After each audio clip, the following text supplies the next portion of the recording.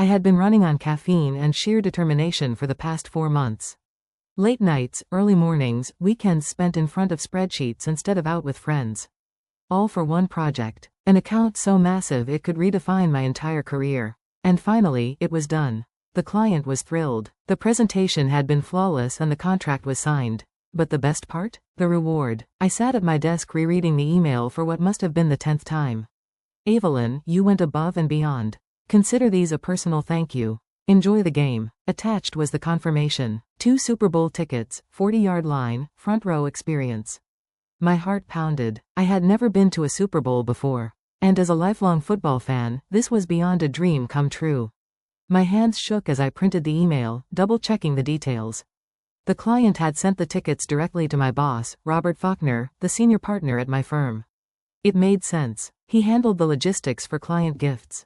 I imagined the moment. He'd walk into my office, flash that rare smile of approval, and hand them over with a well-earned Evelyn. Except that moment never came. Instead, 3 days later, Robert strode into my office without knocking. The smug arrogance he always carried somehow amplified. He leaned against my desk like he owned the air I breathed. I heard you got some great news, he said. I smiled, expecting him to finally hand over the tickets. Yeah, I really appreciate it. I put everything into that project. He nodded, almost amused. You did. Which is why I wanted to talk to you about the tickets. Something about the way he said, talk, sent a chill down my spine. Right, I said carefully. Robert exhaled like he was pretending to be the good guy in this conversation. Here's the thing, Evelyn. Clients don't really understand corporate hierarchy. They don't always know how we operate. When they gave you those tickets, well, that was really more of a gift to the firm, not just to you. I felt my stomach tighten. Oh, I said slowly, keeping my voice calm. The email explicitly said they were a personal thank you. To me. He waved that away like it was a minor detail. I get that. But in this business, it's about relationships. And sometimes we need to make strategic decisions. So I'll be taking the tickets. The world felt like it tilted on its axis. I blinked. I already made arrangements. I'm taking a potential investor to the game. It's a smart play for the company. My heart pounded against my ribs. This couldn't be real. Months of exhausting work, countless sacrifices, and he was just taking them. That's not fair, I said, my voice carefully measured, trying to contain the storm raging inside me. The client gave them to me. Robert smirked, like I was some naive child who didn't understand how the world worked. You should be grateful you have a job, he said smoothly. That's the real reward here. I swallowed hard, gripping the armrests of my chair. This wasn't just about football anymore. This was about principle, respect, a line that shouldn't be crossed. He patted my desk like I was some obedient pet. I'm sure you understand. And hey, don't worry. You'll have plenty of other opportunities. I forced myself to breathe, to blink, to stay in control. Then I did something that surprised even me. I smiled. Not a real one. No, this was the kind of smile that had teeth hidden behind it. Well, I said, voice perfectly smooth. Enjoy the game. He grinned, satisfied, and strolled out like he'd just done me a favor. He had no idea how much fun Monday would be. The moment Robert walked out of my office, my fake smile dropped. My hands clenched into fists beneath my desk, my nails digging into my palms. He really thought he could get away with this. I sat in silence for a moment, forcing my breathing to slow. I couldn't afford to react emotionally. No, if I wanted to get back at him, I had to be smart. And lucky for me, Robert had just handed me the perfect opportunity. I pulled up the original email from my client and read it again. My pulse quickened as I formed a plan. The key to taking Robert down wasn't confronting him directly. That would get me nowhere. No, the best way to do it was to let him destroy himself. I sent a quick text to my client. Hey, just wanted to say thanks again for thinking of me with those Super Bowl tickets. It turns out they were given to someone else at my firm. Hope to catch up soon. Less than a minute later, my phone buzzed. Are you kidding me? Who took them? I smirked. Oh, this was going to be good. I played dumb. Not sure, honestly. I just know I never got them. No big deal, though. No big deal? Those were meant for you. Let me handle this. Say nothing. Bingo. I leaned back in my chair. My heart still pounding, but for an entirely different reason now. This was no longer a battle between me and Robert. This was a battle between Robert and the client. And I already knew who would win. I spent the rest of the day suddenly gathering intel. I knew Robert wouldn't be able to keep his ego in check. He'd have to brag to someone. Sure enough, around lunchtime I overheard him in the break room. Yeah, 40-yard line seats. Gonna be insane. Taking a big fish with me, you know how it is. These kinds of deals are all about relationships. I stayed out of sight, biting back my laughter. The arrogance, the stupidity. By the time Friday rolled around, the office was buzzing. Robert was leaving early, boarding a flight that afternoon to the Super Bowl city. He walked around like a king, smug and untouchable. I caught his eye in the hallway. Big plans this weekend? I asked, keeping my voice light. He smirked. Oh, you know, just making moves. Enjoy the game, I said. And I meant it, because by the time he landed, the trap would already be in place. Saturday morning I got an update from my client. I've arranged a meeting for Monday. Just play along. Trust me. I grinned. Oh, I trusted him. Sunday came and went, and with it, the Super Bowl. I didn't watch a single second of the game. Not because I wasn't still a die-hard football fan, but because I was waiting for Monday. The real show was about to begin. Robert strutted into the office at 9:07 a.m., sunglasses on, coffee in hand, radiating the smugness of a man who thought he had won. He barely acknowledged me as he passed by my desk, heading straight to his office. I waited until the 9:30 a.m. meeting invite popped up on my screen. Subject: Client review. Mandatory attendance location: conference room. Attendees: senior partners, Robert Faulkner, client representative, Evelyn. I clicked accept. Time for the show. I walked into the glass-walled conference room and immediately felt the tension. Robert sat confidently at the head of the table, legs crossed, looking relaxed. But his confidence wavered when the client walked in. He wasn't alone. A woman followed him, someone I didn't recognize, but her presence sent an immediate shockwave through the room. The client took a seat. Robert, this is Andrea Holloway, VP of Corporate Partnerships. Andrea gave Robert a sharp nod as she sat. Robert blinked. Oh, of course, Andrea. Nice to meet you. The client leaned forward, his smile polite but ice cold. Before we get into today's agenda, I have a question. Evelyn, did you enjoy the game? The room went silent. I tilted my head, feigning confusion. The game? The Super Bowl. I furrowed my brow. Oh, I didn't go. The client's expression darkened. That's strange, because I personally arranged for you to have 2 seats. Right, Robert? Robert froze. A flicker of panic crossed his face, but he quickly forced a laugh. Oh, yeah. See, there was a bit of a mix-up.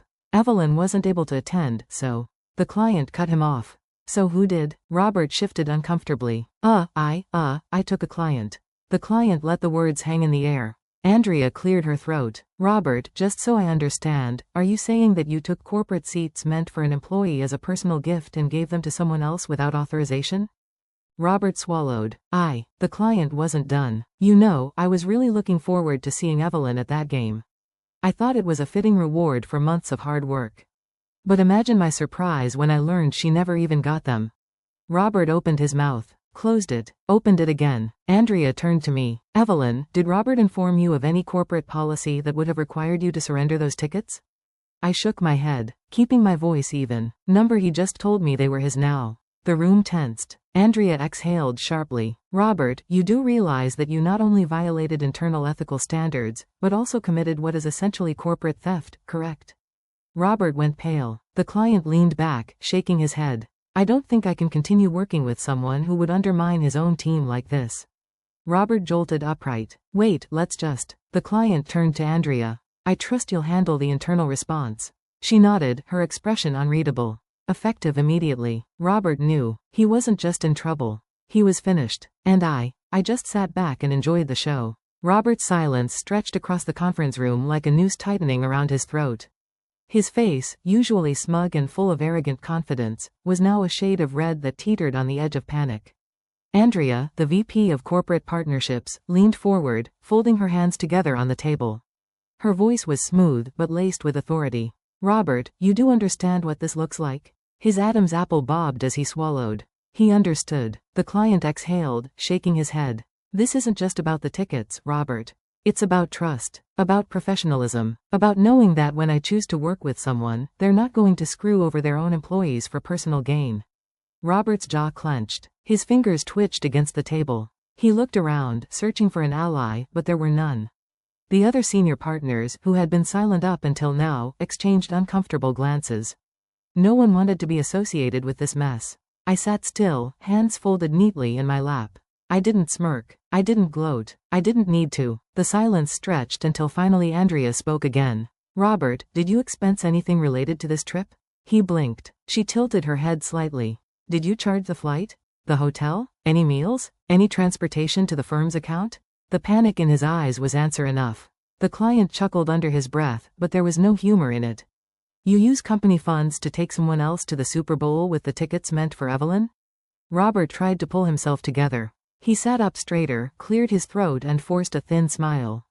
Listen, I understand how this looks, but I was thinking about the firm. I was cultivating a relationship with a valuable investor. The client cut him off. What investor? Robert blinked. Excuse me? The client leaned back in his chair, arms crossed. Who exactly did you take to the game? Robert's mouth opened and closed like a fish gasping for air. Andrea tapped her fingers against the table. Robert, answer the question. He hesitated. His mind was scrambling for an excuse for any way out of this hole.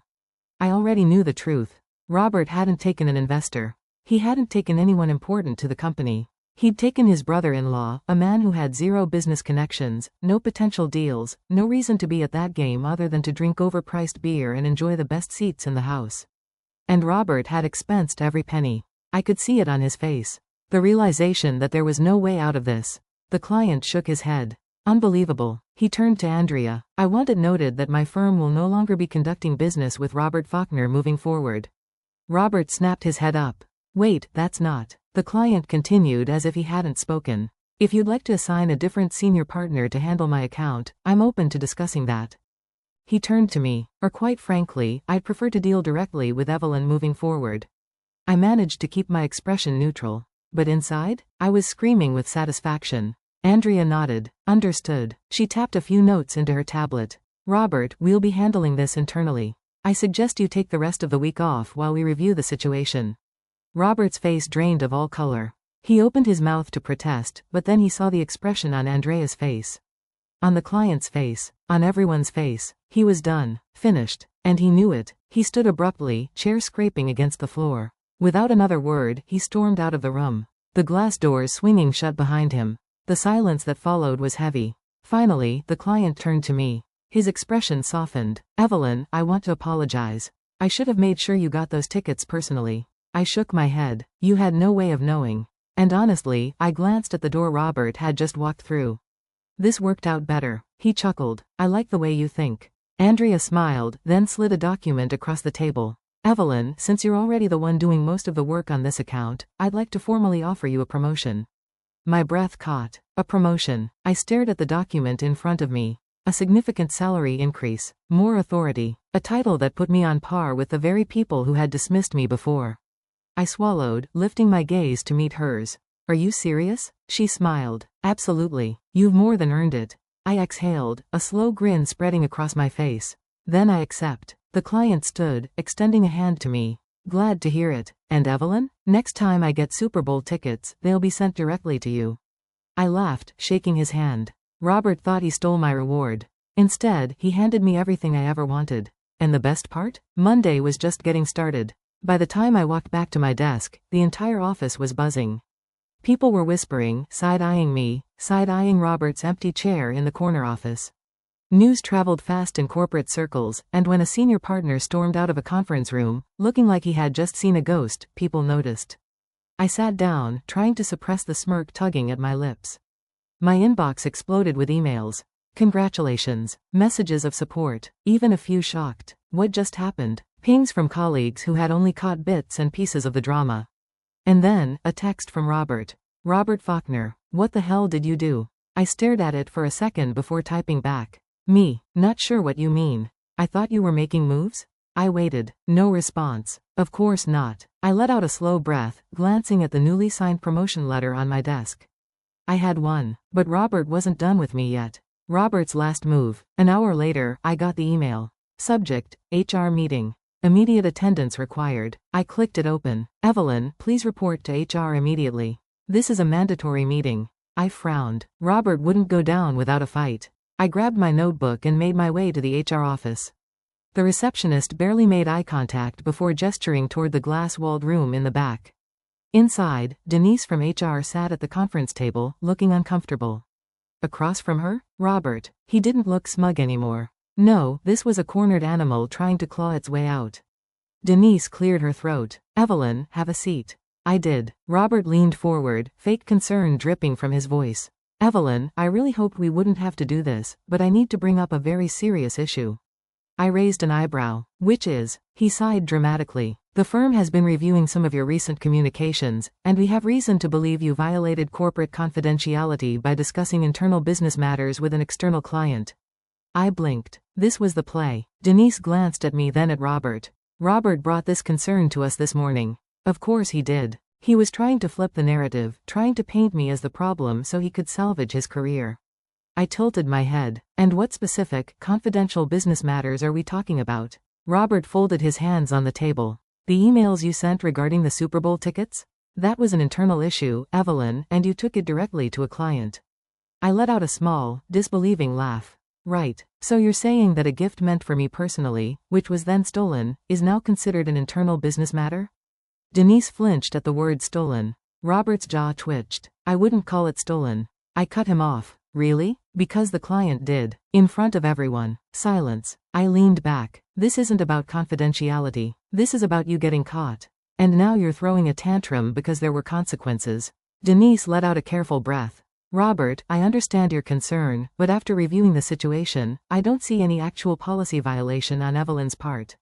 His head snapped toward her. Excuse me? She glanced down at her notes. The client was the original sender of the gift.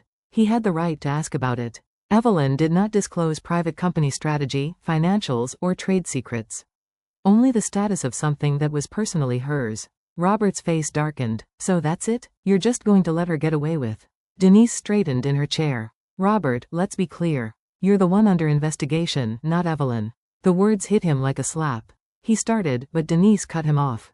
The expense reports are being reviewed. The client has formally withdrawn their partnership with you. And now, after everything, you're trying to retaliate against an employee who was just promoted by the company? Robert had nothing left. Nothing to say. Nothing to fight with. He had lost. Denise sighed, standing. Robert, I need you to leave the room. Evelyn, you're free to go. I gathered my things, not even looking at him as I stood and walked out. By the time I got back to my desk, an email had gone out. Effective immediately, Robert Faulkner is no longer with the firm. We wish him the best in his future endeavors. I read it twice, just to be sure. And then, for the first time all day, I let myself smile. Robert was gone. And I had won. But the best part? This wasn't just a victory for me. It was a warning to every other arrogant, entitled boss out there. Never underestimate the people you think are beneath you. They just might be the ones to bring you down. The office was strangely quiet after Robert's abrupt departure. Oh, people were talking. Whispers in the hallways. Stolen glances in the break room. But no one dared to say anything out loud. The weight of what had just happened was too big. A senior partner had been taken down in front of everyone. And not by another executive. Not by another man in a suit. By me. I sat at my desk, rereading the official company-wide email announcing Robert's termination. His name was already scrubbed from the directory. His office had been locked. His belongings already packed by hour. It was like he had never existed. That should have been enough. But there was still one more thing to do. I pulled out my phone and scrolled to my client's number. He picked up on the first ring. Evelyn, he said, amusement laced in his voice. I assume you've heard the news. I have, I said, keeping my tone light. Figured I owed you a thank you. He laughed. Oh, don't thank me. Robert did this to himself. You just gave him the rope. I smirked. Well, I appreciate you handling things so, publicly. There was a pause, and when he spoke again his tone was carefully measured. Tell me something, Evelyn. Are you happy staying where you are? That gave me pause. What do you mean? Well, let's look at the facts.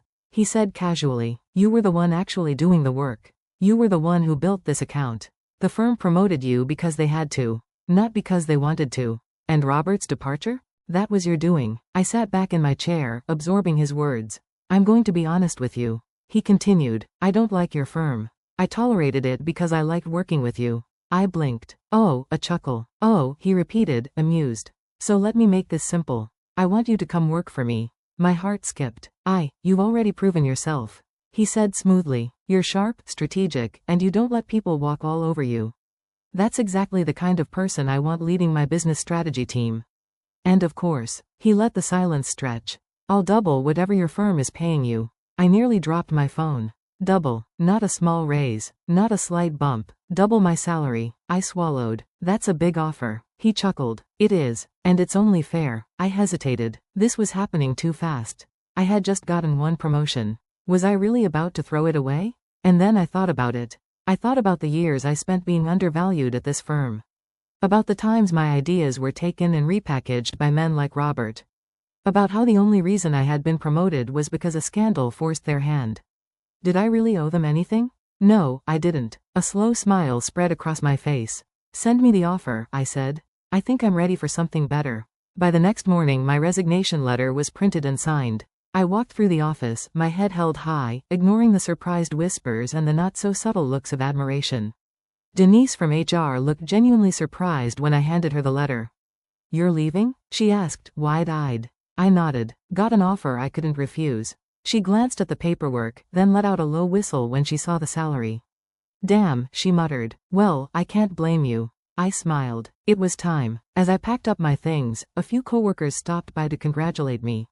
Some were shocked. Others weren't surprised at all. And then, just as I was about to leave, I got one last message. A text from an unknown number. Robert Faulkner. Enjoy your little victory. You just got lucky. I stared at the words for a long second before typing back. Me. Luck had nothing to do with it. And with that, I walked out for the last time. A year later, I stood in my corner office, overlooking the city skyline. My name was on the door. My team respected me. My salary was more than I had ever imagined. And best of all, I was finally working for people who valued me. I scrolled through my phone and saw an industry news alert. Former executive Robert Faulkner files lawsuit against former firm claims wrongful termination. I laughed. He was still trying to fight a battle that was already lost.